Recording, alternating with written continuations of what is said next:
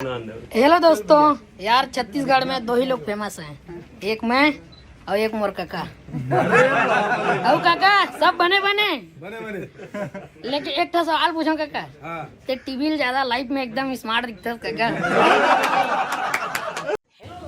कई web series और फिल्मों में काम कर चुके छत्तीसगढ़ के comedy king YouTuber Devraj Patel का सड़क हादसे में दर्दनाक मौत हो गया है। रायपुर के लाभांडी के पास देवराज पटेल व उसका दोस्त सड़क हादसे का शिकार हो गए। देवराज पटेल अपने दोस्त के साथ कहीं जा रहे थे, तभी रायपुर के लाभांडी के पास उनकी बाइक को पीछे से ट्रक ने टक्कर मार दी। बाइक देवराज का दोस्त चला रहा था। इस हादसे में पीछे बैठे देवराज की मौत हो गई, वहीं उसके दोस्त को गंभीर चोटें आई हैं। आपको बता दें कि कॉमेडी वीडियो बनाने वाले देवराज के यूट्यूब पर लाखों सब्सक्राइबर हैं और सोशल मीडिया पर लाखों फॉलोवर हैं। वे ज़्यादातर कॉमेडी वीडियो बनाते हैं।